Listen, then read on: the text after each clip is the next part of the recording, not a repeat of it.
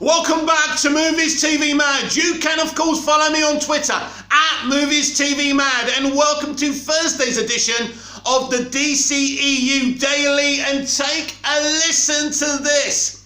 DC Fandome 2021 pulls in 66 million global views, up threefold over last year, by Anthony D'Alessandro of Deadline. So let's give this a read. Warner Media's virtual fanboy conference. Oh my god, fanboy. Only boys and men are interested. Yep, that's it. Yeah, anyway. Fanboy conference, DC Fandome racked up 66 million global views this year, according to the studio, a number that outstrips last year's confab that drew 22 million views worldwide. The online showcase, which was held on Saturday from 10 AM to 2 PM, PT dropped a multitude of fresh products from Warner Bros. DC label, including, but not limited to, the Batman feature trailer, sneak peeks at The Flash and Black Adam, and Aquaman and the Lost Kingdom, as well as a 10-minute goodbye and reminiscing from Supergirl cast, among other teasers across the film, TV and publishing spheres. The second annual conference was available in more than 220 countries, in 12 languages and in more than 50 live streams across social media platforms. Several hundred media outlets rebroadcast the stream. The Batman trailer, which showed off the movie's villains of the Riddler, Catwoman and the Penguin, has clocked 24 million views on YouTube since dropping Saturday. 24 million. So you can say that 24 million people, maybe you could say, were there to watch the Batman trailer, but it doesn't matter.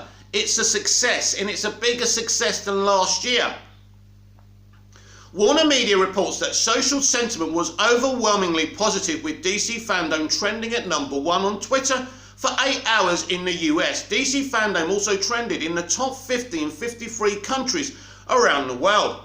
With triple the fan traffic of last year, DC Fandome 2021 exceeded all of our expectations, said Ann Sarnoff, Chair and CEO of Warner Media Studios and Networks. We continue to innovate across the company in service of our fans, and I cannot overstate the creativity and hard work that went into this highly curated global digital event. We gave fans what they wanted, the very best of all things DC, and their engagement and response have been fantastic. We are as excited as they are to deliver on all the great content DC Fandome highlighted.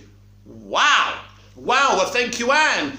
Thank you for the good service that you gave us. What does this mean? Well, it's very interesting, because there was a Restore the Snyderverse event on the same day, and I suppose it was supposed to derail people from having engagement with DC Fandome, and it was for them to say, look, we beat DC Fandome. You certainly tracked close to the DC Fandome trends, maybe more. I don't know if it was globally or just in America. It doesn't matter. The Restore the Snyderverse event went well, but it doesn't matter about events. You will not stop an event like this. It's a celebration of DC, because yes, lots of people want to restore the Snyderverse. I do. But the point being, when you're offering comic book creators up and talking about brand new comics and live action and animation and brand new first look trailers and sneak peeks behind the scenes of all these films and TV shows, and then you announce live, brand new seasons of Doom Patrol and Titans into the mix as well, people are going to be invested. John Campea said it was a terrible event.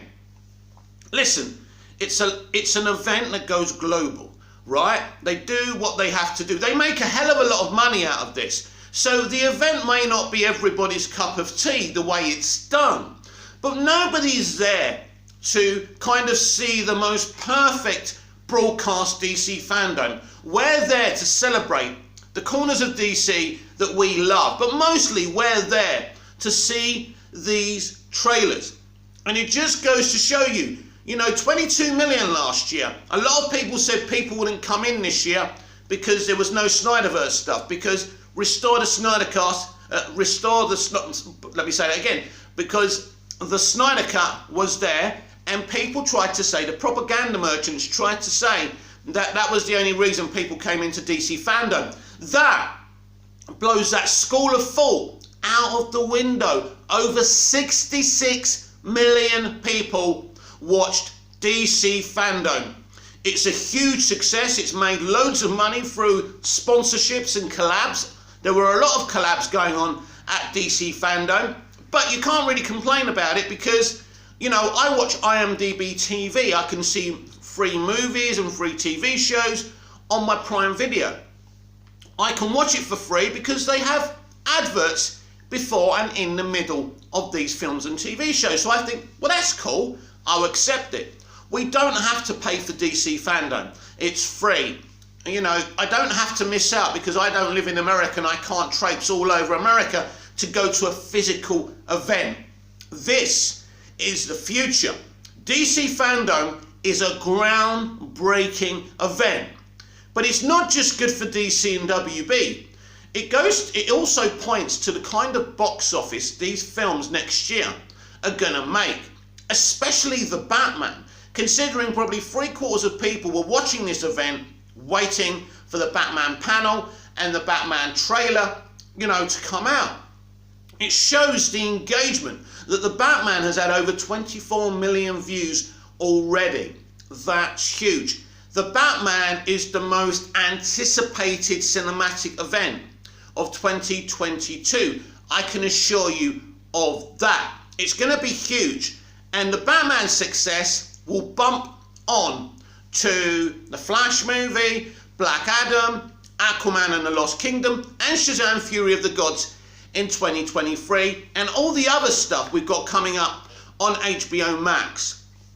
It's a celebration. That we know, as DC fans, we don't love everything. We're not obsessed with everything in DC, but it has something for everyone. There would have been Supergirl fans watching that 10-minute panel. I criticised that panel. I thought it was too long. But for those fans, it's a great thing to see their heroes talking about the show, and it's cool. It's not for everyone, so everyone gets something. So it's a huge success, and it also points to this new era of this multiverse strategy being a success. It proves engagement. It proves that DC isn't dead. It's far from dead. It's very, very much alive. Still to come on today's DCEU Daily, we read an article where Barbara Machete talks about how the Flash movie delays helped that movie become a better piece of content. And we also get an update about the Green Lantern Corps HBO Max show. But first, let's go back to the Ruby Rose situation because Warner Brothers have responded. But first, Camrus Johnson, who also is part of that show, who's in the cast of that show, who worked very closely to Ruby Rose, has responded because she pretty much said some strong things about him as well. This is what she had. This is what he had to say. Bat fam. Oh, I love the way he calls them Bat fam. You know, I couldn't go the whole day without saying something. I love you all, of course you do. I don't think I haven't seen all the love today, but yeah, fam, she was fired. It is very hard to be fired when you're the lead. Imagine what you have to do for that to happen. I'll get back to this. Since it was claimed she walked away last year, I'm sure some of you may be pretty confused or upset, and even more so that a lot of lies were spread today. Just know we have a lot of great souls working on this show, and none of this changes that from the top to the bottom. Love you all. West Coast fam enjoyed a new episode of Batwoman starring Javicia Leslie in T-4 minutes, baby. In other words, I'm just here to promote my shit, right? So he basically says, just imagine what she had to do to be fired. Well, first of all, she's admitted she was fired. What was your name again? Camrus, let's get it right. Yeah, Camrus, she's admitted being fired. And we know what she did to get fired. She stood up for what was going on. Are you saying what she said about the former WB television president is lies? Are you claiming the working conditions are not as bad as she claimed? Ultimately, Camrus, what she said about you is irrelevant. ultimately what she said about the WB president is also irrelevant. Right, he likes women to spray his trousers, so what? It's not a fucking crime, right? So she was throwing a bunch of grenades, and some of those grenades didn't really blow up because it doesn't matter. Because obviously his involvement in the conditions of what's going on and him ignoring that is an issue, right? What Caroline Dries did is an issue. You know, all the rest of the CW shows were closing down, peak pandemic, and she wouldn't allow it because she wanted to come in budget and say to her bosses, look, I did this show on budget during a pandemic. Aren't I a good, ambitious little soldier? Fuck the people who get hurt, right? So I believe what Ruby said, but some of what Ruby said doesn't matter. But the element of the treatment of the employees of Batwoman and what happened to a woman becoming quadriplegic because of her injuries are not lies, cameras. She is not lying. It's as simple as that. What she said matters. I believe Ruby Rose. I stand by Ruby Rose. And you, cameras, coming out saying this just proves what kind of person you are. And you know, all your Bat fam are retweeting you and applauding you. You won, cameras. You taught her. You didn't teach her. You haven't taught her, cameras. If she's a liar, tell me how she's a liar. Document what she said and expose what she said as lies. But you're not going to do that. All that happened here, cameras, is that WBTV forced you to make this post. Ruby Rose is not a liar. Ruby Rose is a challenging person. I know that. Ruby is challenging. She may not be the easiest person to work with. I get that. But just because that might be true, it doesn't mean what she's saying is wrong. She stood up. Now, this is very different. For people saying this is like the Ray Fisher situation, it's nothing like the Ray Fisher situation, because Ray Fisher didn't come out, you know, throwing shade on his cast members. And let's be clear here. The other day, Gal Gadot, pretending she's all brave, talking about Joss Whedon and what he did to her, she's only talking about Joss Whedon, someone who's already been fired, someone who's been labelled and proved as problematic already. But what Ray did was come out and say everything. She protected herself. The other cast members, apart from Jason Momoa, by the way, Jason is the only one who actually publicly stood with Ray. If everyone was like Jason Momoa, then the world would be a better place. Jason Momoa was the only one who stood by Ray. The rest of them publicly didn't. And that's sad. And I know they've got careers to protect, and I understand that. But so did Ray. And yes, Ray didn't have the career that Ben Affleck, Gal Gadot and Henry Cavill had. But Jason Momoa's got a big career. And he's still got that career. He stood up and he backed his man, and I respect that. But these fucking little rats are at each other's throats. And it's hilarious, really, isn't it, that he's come out, cameras, and said this. But my final word on this portion about this story, because we are going to read WB's statement reacting to what Ruby said yesterday, but basically, cameras, you come across very bad in all of this. You've got yourself a little comic graphic novel for yourself. You know, clearly you've kissed the right butts, right, cameras, and you have the right DNA, if you know what I mean. But at the end of the day, what you said here doesn't prove Ruby Rose as a liar. In fact, what you say here is very limiting. You call her as a liar, but you don't actually say why she's a liar. This makes you look bad, and this makes Ruby look like the hero and the legend she actually is. Well, WB claims Ruby Rose's Batwoman allegations are revisionist history. This sounds very, very familiar. This is exactly a copy and paste of what they said about Ray Fisher's accusations. Say what you want about Ray. I've criticised him for going up against so publicly and aggressively Walter Hamada, the DC film president.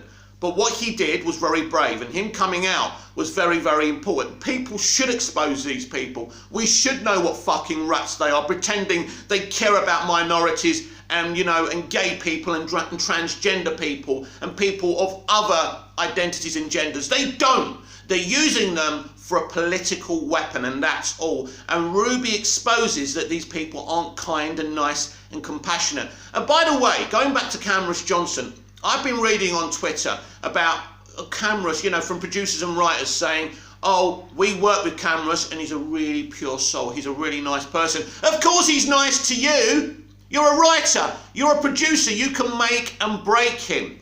But the little people he thinks are little. I mean, the woman who was leading the show, he was dissing her and he's just dissed her again publicly. But at the end of the day, I don't believe a word he says because all he does is call her out as a liar. Liar, liar. Pants is on fire. And this is exactly what WB have done here, but they don't detail her accusations. They don't expose her accusations as lies. She has backup. She has x-rays. She has proof.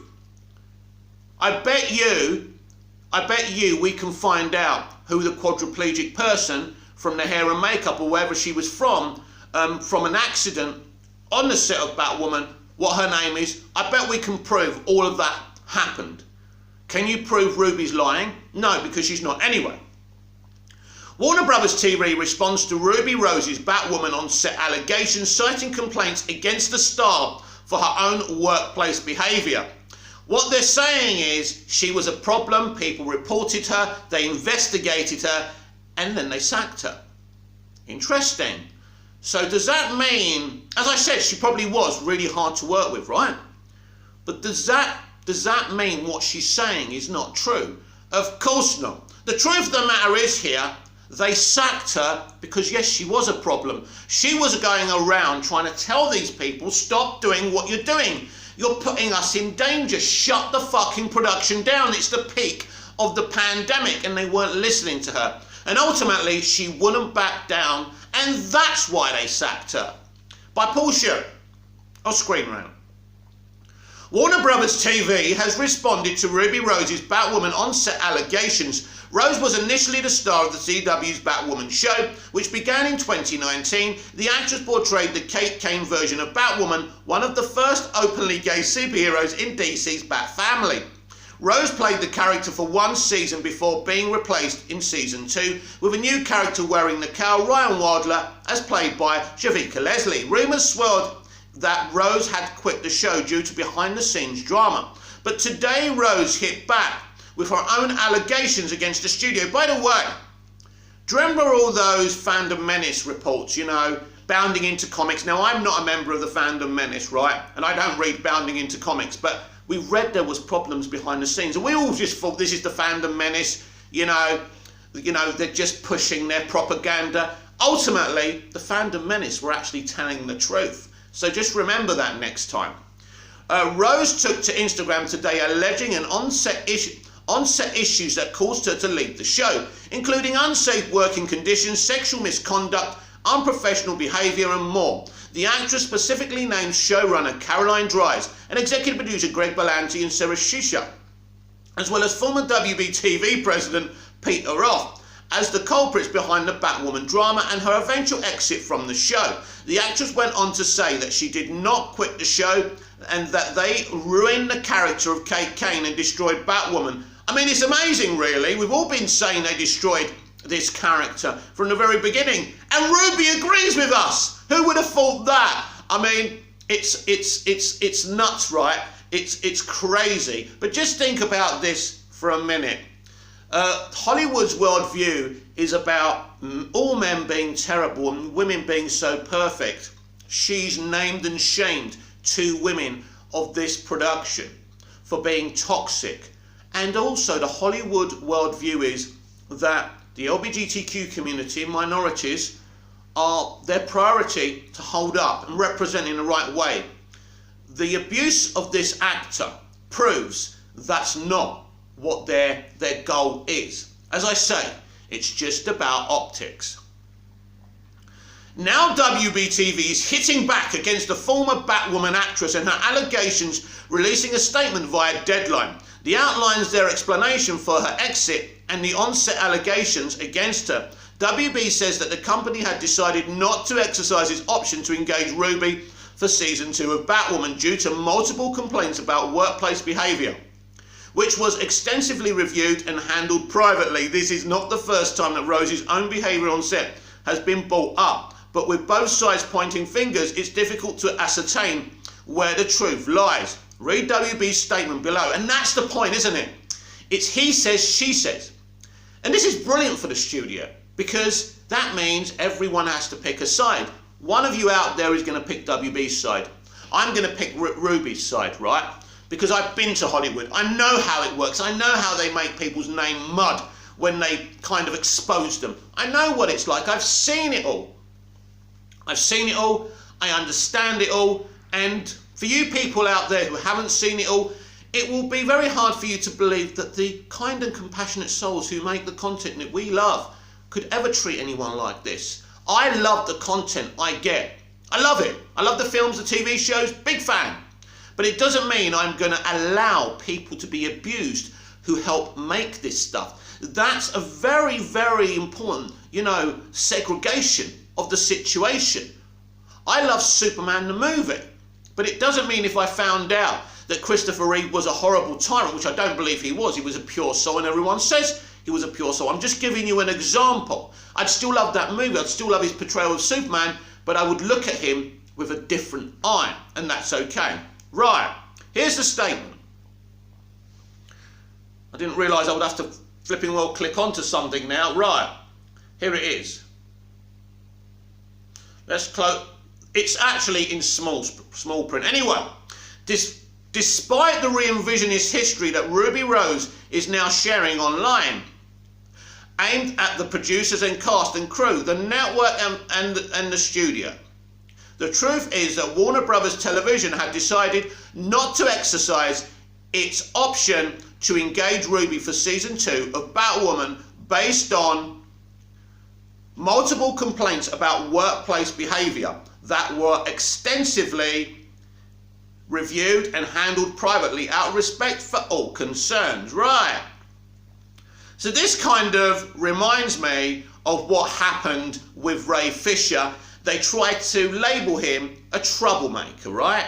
But they couldn't say that there was issues with him on the set, because ultimately everyone loves Ray. Everyone who worked with Ray knows he's a pure soul. Yes, he's a young black guy who cares about how black people are represented on the screen, and he's passionate about that. So he's asking questions and he wants things to be done the right way from the point of view of a person of colour.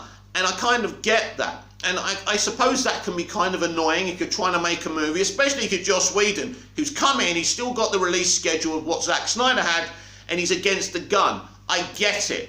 But at the end of the day, we've all got to work with each other in this industry, and we've got to treat each other a little bit better. Anyway, since exiting Batwoman, Rose has stayed fairly busy, starring in action films The Doorman with Jean Reno, SAS Red Notice with Andy Serkis. Fucking hell. This woman's in a I didn't even know this, with a movie with Andy Serkis, as well as Vanquish with Morgan Freeman. Wow! Because she had a pretty healthy movie career. She was even in John Wick before Batwoman. She told us yesterday she took a pay cut to play Batwoman. So that tells you everything. Anyway, she wrapped the yacht with Frank Grillo. Wow! And has a number of additional projects lined up. Rose made a name for herself with roles in shows like Orange is the New Black and films like Return of Xander Cage and John Wick Chapter 2, which eventually led to her casting as Batwoman. This woman has a fantastic resume. If she's such a fucking problem, why is she still getting work? Have a think about that. When you play the blame game and take Cameron Johnson's side or WB's side, think about this. Think about all the projects she's working on. By the way, the projects she's been given since Batwoman would have known all about this situation, because people talk in Hollywood, and it hasn't put them off of casting her. That says something about her and the kind of person she is. With so many allegations going back and forth between Rose and the studio, it's difficult to get the pulse of what really went down on the set of Batwoman during Rose's tenure. With private investigations, individual video recordings and documentation, as well as social media campaigns to share the truth about it all, it boils down to he said, she said, as I said. At this juncture, somewhere between the lines is the actual truth, but whether that's ever brought to light remains to be seen. As with any legitimate accusation, an investigation should be held to see if there was any wrongdoing. However, much of this Batwoman drama appears to be more of a professional clash between star and studio, which is something for them to resolve rather than the digital pitchforks or Twitter and Instagram. No, Paul, I don't agree. This is important. This shouldn't be kept private.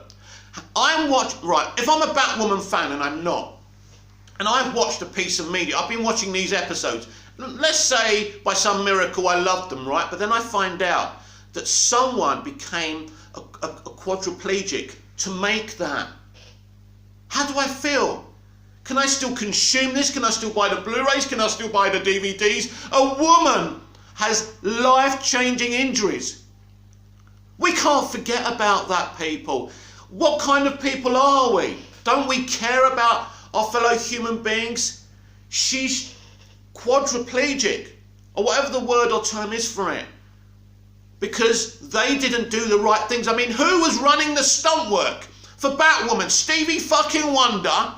Because this is disgusting, because it's not just one accident. Because Ruby detailed another incident where she was cut just under her eye. What kind of explosions were they using? How real were they trying to make things? Is a good show and a great piece of media more important than people's safety and lives? To me, this whole thing is astonishing. So no, Paul, no, this shouldn't be kept private, because the consumer is king. When are you media boys and girls and everybody else, however you identify as, and you people in the industry, going to understand? It's not about you. You are the fucking servants who are meant to give us interesting and engaging entertainment and make it in the most kindest, compassionate and safest environment you can. But we are your fucking kings. Without our money, you don't have an industry, you don't have a stage to expand your propaganda. And let's be honest, the CW is an alt-left propaganda machine, and we know that. And it's been like that for some time. Thankfully, they weren't doing that with my beloved Smallville, thankfully. But at the end of the day, I believe Ruby Rose. Ruby Rose is telling the truth. I'm happy that Ruby's still got a career, making films with elite actors and elite producers and elite directors, because they believe in Ruby Rose. Ruby Rose is a Batwoman fan who wanted to make a great version of Batwoman and was let down because the wrong person is in charge of the show, because the WB television department and the CW are run in a disgusting way. David Zaslav and Discovery must come in and clean up this studio and everything about it, because their statement stinks of bullshit. It's a little paragraph, that's all it is, and not a word of truth has escaped their lips. Right, let's get back to talking about exciting news about DC future live action content. After all, that's what I'm really here for, and I'm sure that's why you're really here for. But I had to cover the Ruby Rose stuff. It is about DC, it is important, and we need to talk about it. Anyway, on more positive news, Green Lantern showrunner teases a gigantic show.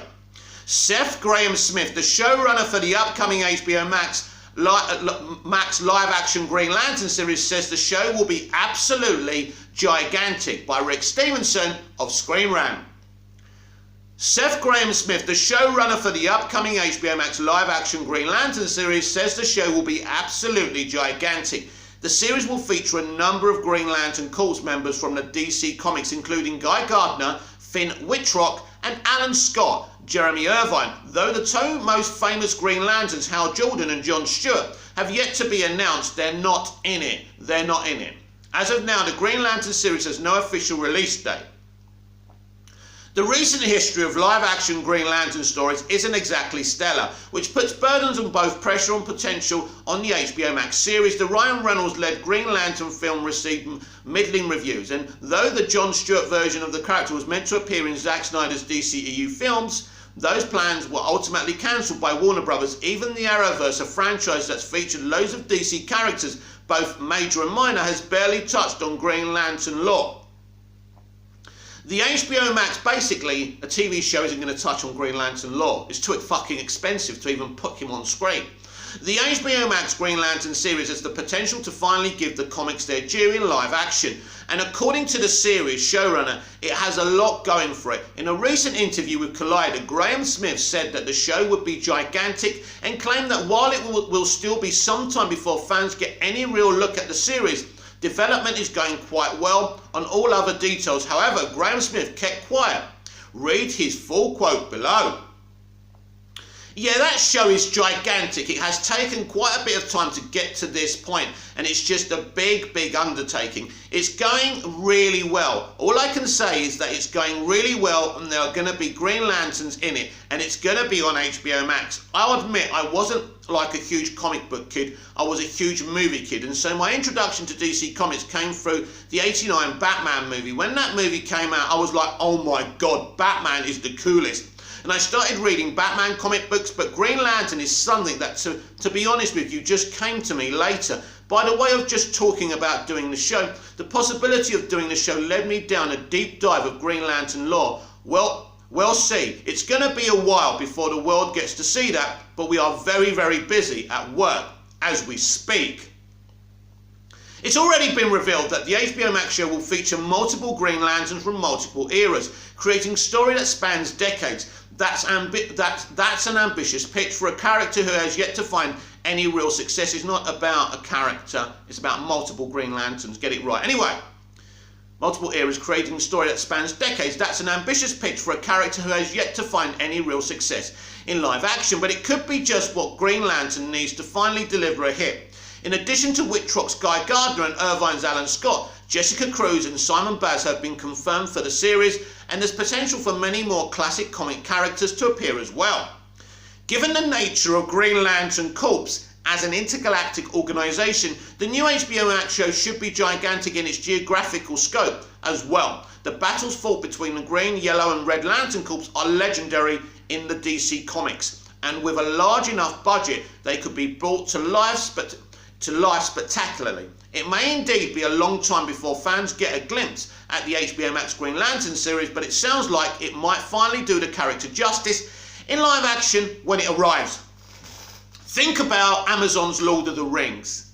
This show is 20 billion times more expensive, more huge in scope. I promise you, Green Lantern fans, you're going to fucking love this show. It's going to be huge. It spans decades, multiple lanterns, red, yellow lanterns, green lanterns. This is going to depict everything you read in the comics. The Green Lantern franchise is our Star Wars at DC, and you are going to see an amazing fucking show, and that's why it's taking so long to develop. We may not see this for a year or so, but who gives a fuck? Because this is bigger than anything Disney Plus are doing with Marvel, anything Disney Plus are doing with Star Wars. Considering what Star Wars is, I think they've gone very small and kind of cheap with Star Wars. Even though I like the stuff with Star Wars on Disney Plus, I still think it's not as ambitious as it could be. Well, this Green Lantern Corps TV show is going to be huge, and it will be a knock-on effect to the Green Lantern Corps movie. Everything's going to be connected. This is how ambitious Ann Sarnoff and Walter Hamada and Jim Lee actually are for these IPs, these DC IPs. To close your eyes for a minute and imagine the hugest, most intergalactic Green Lantern Corps show. Well, think about Jackson's Lord of the Rings as well. That's how huge this is going to be. This could actually be better than any Star Wars film you've ever seen, and I can't wait until the trailers come out and we can see the actual series. This is very exciting, and it's going to be huge. And finally today, we stick on the positive. The Flash producer Barbara Machete reveals how the film's production delays actually improved it. We had more time to prep in a way, got the script to a better place, that's interesting, which is always fantastic, and then we started shooting in April. So this is a Screen Rant article, so let's click onto it. The Flash movie was improved by filming delays, says producer. Filming a major superhero movie during a pandemic isn't easy, and producer Barbara Machete says The Flash certainly had its own ups and downs. By Rachel Labonte of Screen Rant. The Flash producer Barbara Machete reveals how the DCEU movie's production delay actually improved in the end. Though Ezra Miller's Barry Allen was first introduced to the DCEU 5 years ago with a Batman v Superman Dawn of Justice cameo, this solo movie has been far from a speedy arrival. The Flash has changed directors and release dates multiple times over the years, but it has finally settled on Andy Machete and November 2023. What's that? What? Screen Rant do get a lot of things wrong. Let's start again. Right. Settled on Andy Machete, It. And a November 2022 release date. Miller has suited up to play Barry once again, and as a recent trailer for The Flash revealed, he'll actually be playing multiple Barrys. And something we haven't spoken about the multiple Barrys we saw at DC Fandome. What an achievement by Ezra Miller, having to play all these different versions as well, with different characterizations. Wow, can't wait to see them in the movie. That's thanks to the movie's Flashpoint storyline, which comes straight from the comics. In the source material, Barry runs back in time to save his mother from being murdered, but then inadvertently changes the universe in shocking ways. The Flash is expected to offer its own twist on Flashpoint, thus allowing for fun twists like two different Batmen, Ben Affleck and Michael Keaton. After all the previous delays, The Flash began production this past spring and wrapped up only recently. As with any movie that has filmed within the past year, The Flash had to conduct all its heroics amid the coronavirus pandemic. According to producer Barbara Machete, this was certainly a challenge, especially since everyone was ready to begin work before the pandemic set in. However, the latest delay proved to be quite handy. Speaking at DC Fandome China via comicbook.com, recently Machete revealed how The Flash was affected by the pandemic. We prepared a lot and we were ready to go because we're really good planners. And then a global pandemic hit, and then all the plans went to the toilet and we had to start again. The first part of the process was truly seeing how we were going to keep everything together and had no parameters because no one knew what was going to happen. But we were all absolutely excited to make this movie and we all stuck together. Ezra, Andy, our team, it basically meant that we had to wait for about 6 months. We had more time to prep in a way, but got the script to a better place. We'll talk about that shortly, which is always fantastic. And then we started shooting in April. It's been a non-stop crazy adventure because COVID doesn't make things easy, but we're also fortunate to be working and healthy. We haven't shut down the movie. We've been extremely lucky. It's luck. That's how we prepared it, with a lot of luck, and also Ezra and Andy together have more energy than any human pair. I can imagine that, can't you? I've ever met. Laughs. They kept us all going basically when things were hard, because they are hard in the world we live in. They just inspired us and kept us going, and we're almost there at the finish line. How exciting. Yeah, you can just imagine that Ezra Miller's a ball of energy and Andy Machete's a ball of energy, and you know, Ezra really was there with the editing. As he said at Fandome, he helped edit that sneak peek. He's very much involved behind the scenes. It's Ezra Miller who fought for this director. It's Ezra Miller who fought for the best Flash movie for us, the fans. Ezra Miller is a fucking legend. The Flash is lucky for making it through without any shutdowns, which was a common obstacle for movies last year. Blockbusters like the Batman and Jurassic World Dominion found their production schedules disrupted by sudden suspensions. This year, though, vaccines have allowed some shoots to proceed almost as normal, and The Flash managed to be one of them. That's not to say it didn't hold its own issues. As Machete said, they had to scrap everything they initially prepared. This led to some slight script adjustments too. Sly, yeah, alright Rachel. Which Machete said came to be a good thing. Finally, The Flash has cleared one of the biggest hurdles on the road to release and can remain on track to debut late next year. Thanks to Keaton's big return, this movie stands as one of the most anticipated DCEU projects of the next few years, and hopefully it will prove to be worth the wait. DC Fandome brought some exciting teases to tide fans over for the time being, but more news about The Flash will surely arrive in the coming months. Rachel, you can absolutely be sure of that. But let's go back to this tweaking the script, because obviously they were delayed by 6 months. Now, Christina Hodson wrote the script. Did she tweak her own script? We know, well, apparently. according to some insiders that I've spoken to and have spoken on social media and done their own articles, Ben Affleck actually tweaked his own dialogue in his part of that movie. So that's interesting. And I've always had a little theory that maybe Ben Affleck rewrote the whole script, but who knows? I can't prove that. But even what's her name? Barbara Machete has said they tweaked the script while they were waiting to start production again because of COVID. And so it's very interesting. Was it a small tweak?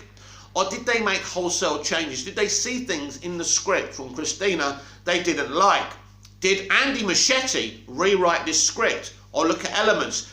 We will find this out when we see the movie credits come up. If it says story by Christina Hodson or screenplay by Christina Hodson, story by Andy Machete and Christina Hodson, or screenplay by Andy Machete and Christina Hodson, then we'll know that Andy had something to do with rewriting this script. Very, very interesting. So we won't find out what kind of a script this is, a good script, a bad script, an indifferent script, until we see the movie. I'm very confident about this film, but obviously Christina hasn't got the greatest of track records, but she's doing Batgirl, she's doing this Flash movie as well, so we'll see. Hopefully, she's done a good job. That sneak peek looked really good, so I give her credit for that sneak peek, well written, and we'll have to see what holds for the rest of the movie. Just one more rumour to cover. Apparently, there is a Birds of Prey 2 coming, a Birds of Prey sequel. Now, this is a rumour. Apparently, there will be no Harley Quinn, there will be no Margot Robbie, but Leslie Grace's Batgirl will replace her in the Birds of Prey sequel. So what do you think about that? Let me know in the comments down below. My opinion is, yeah, I don't really understand. I want to see Batgirl in there, but just let the Birds of Prey be the Birds of fucking Prey.